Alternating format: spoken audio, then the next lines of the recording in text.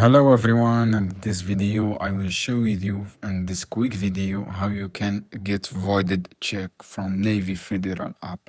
So guys, this is some steps you can follow. The first step, guys, open your mobile device and sign up your information from the app. And after that, guys, go look for option service, account service.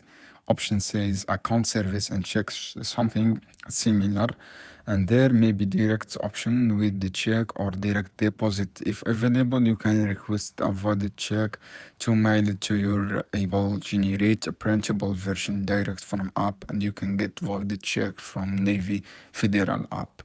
And you find this option direct deposit, guys. This is how you can do, guys. I hope this video helpful for you. Then don't forget subscribe and like and share this video for more content, and see you on another video soon, guys. Keep watching. Any question down below and comment here, and I will answer your question as soon as possible.